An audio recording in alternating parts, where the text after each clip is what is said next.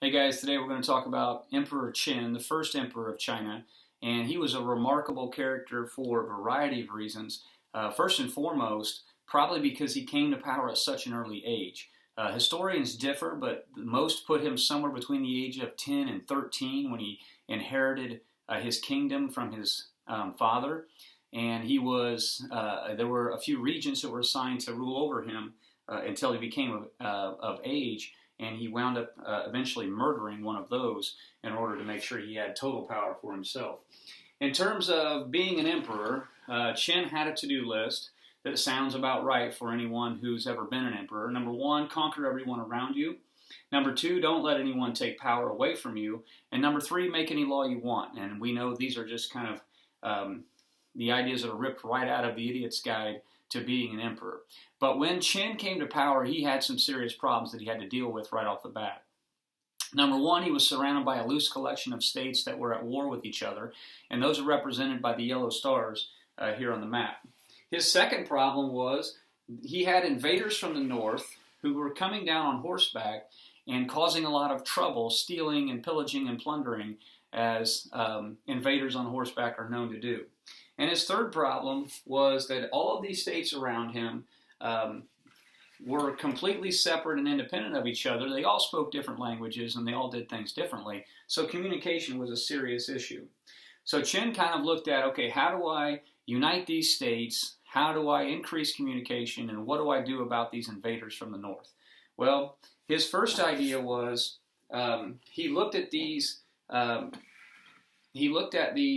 empires that were surrounding him, and he was struck by an idea. The first thing he needs to do, the first way to solve his problem, is he's got to be able to reach those other empires around him. And so what he did was he built a network of roads connecting him with the states that surrounded him. And one of the first things he did after he finished construction of the roads was he would send his military down the road and they would conquer that state. He would make any able-bodied man in that new state join his army, and if they didn't want to join the army, then they were turned into a slave, and if they didn't work as a slave, they were executed. He sent his soldiers house to house. They collected all the weapons from every state that they conquered to make sure that the people couldn't defend themselves or rise up against Qin, and they began to tax people for the first time. Qin was the first man in this part of the world to levy taxes on his people, and he used those taxes to build more roads and strengthen his army.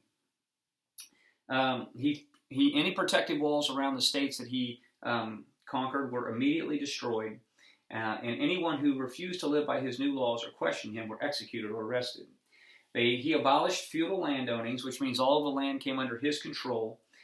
He moved all the nobles to the capital. The nobles were the men who owned the land before. And it's not that he moved them to the capital because he liked them.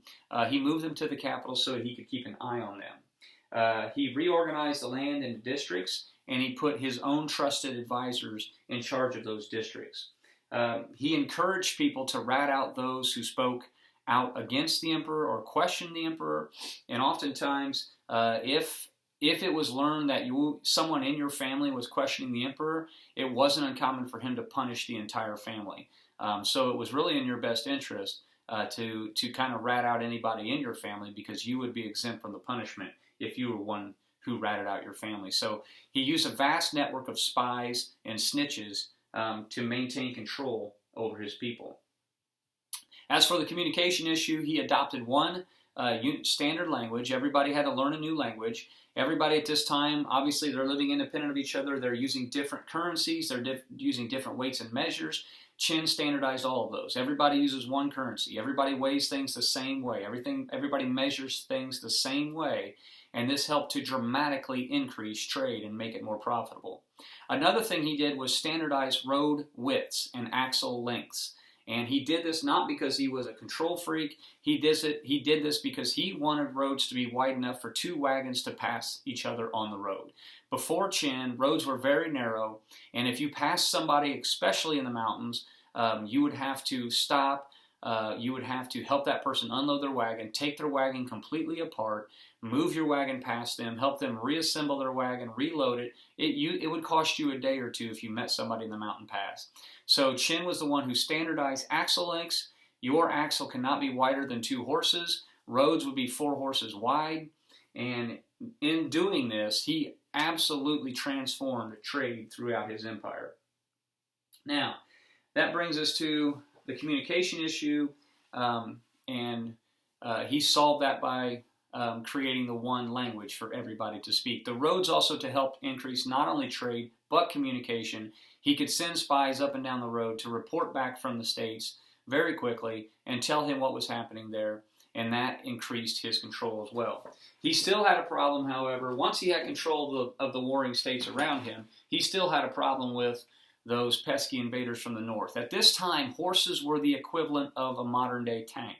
And the Chinese were not familiar with horses. They weren't skilled on horseback. It wasn't something that was a big part of their culture.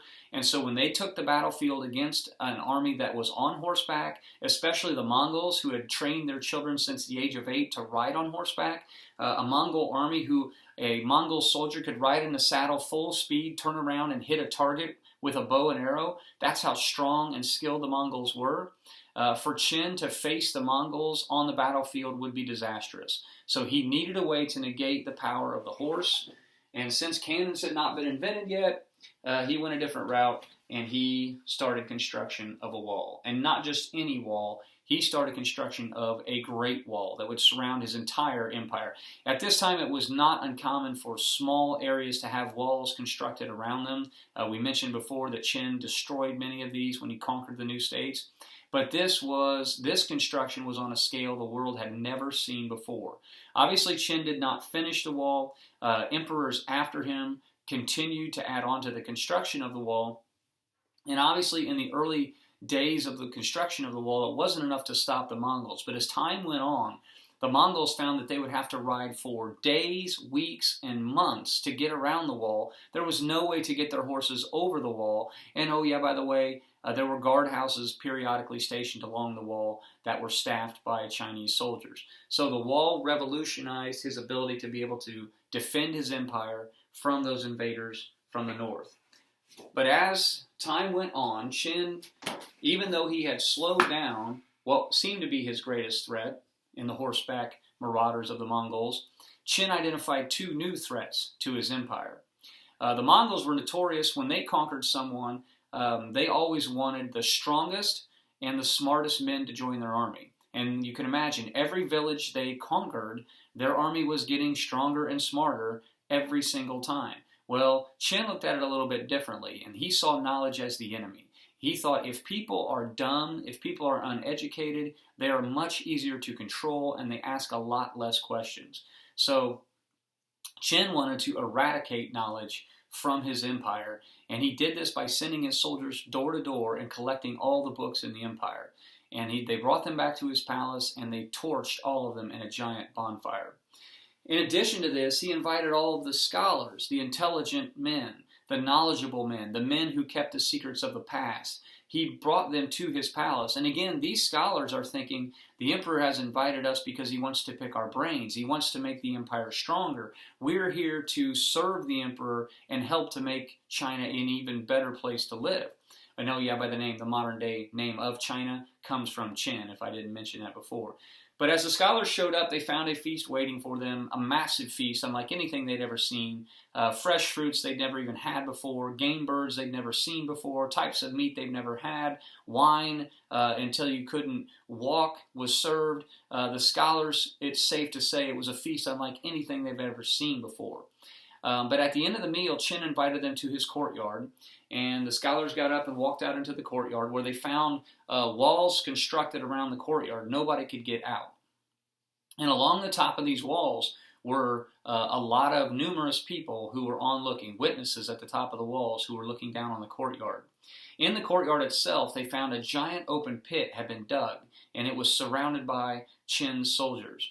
And the scholars were ordered to lie down in the pit, and the soldiers buried them one shovelful of dirt at a time.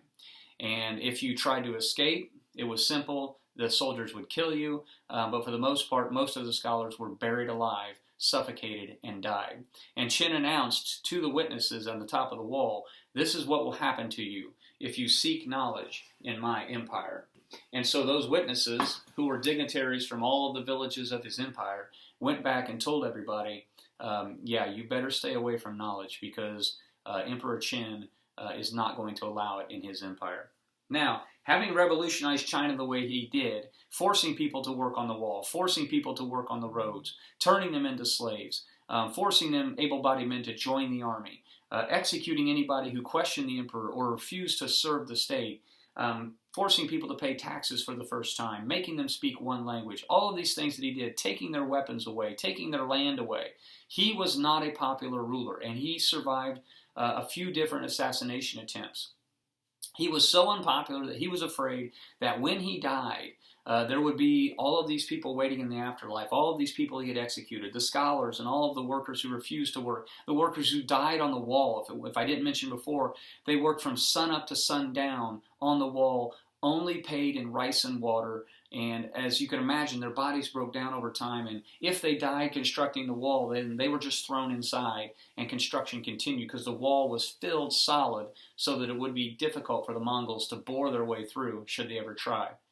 Well, he knew all these people would be waiting for him in the afterlife. And so before he even died, he began construction of his tomb. And in his tomb, he ordered an army of soldiers to be created. And these soldiers are made out of terracotta or clay. And so he had artists sculpt 10,000 clay soldiers. Every soldier is completely different from the other. Every soldier, historians believe, is a replica of a real soldier from Qin's army. They believe these soldiers sat while sculptors sculpted their face. At one time, these soldiers had paint on them, so they would have looked like real, live people. But today, when it was found by the Chinese in the 1970s, a lot of the paint had worn away, and now the soldiers just kind of look a dirty brown. But there are 10,000 of them, life-size soldiers, horses, carts, everything that a soldier in an army needs, armaments, everything constructed out of clay. And it protects the entrance to Emperor Qin's tomb. And they were there to protect him in the afterlife from all of the enemies he made while he was alive. One final note on Qin, because he was so terrified of dying, and because that people would get revenge on him in the afterlife, he brought all of the alchemists of his empire to his palace. These are the men who make potions and magic spells. And the alchemists were ordered to find something for Qin to make Qin live forever. And so Emperor Qin, late in his life, was drinking one potion after the other. We don't know exactly what killed him, but we know he did die relatively young. He ruled China for just less than 30 years, completely transformed life there, and set the wheels in motion for them to become the civilization that we know today. But it is also known that the Chinese had recently discovered mercury around the time Qin died. And it is believed that Qin was drinking mercury to try to prolong his life. And that may in fact be what eventually killed him, as ironic as that is. They have not found Qin's tomb yet. They found his tomb, but not his burial chamber.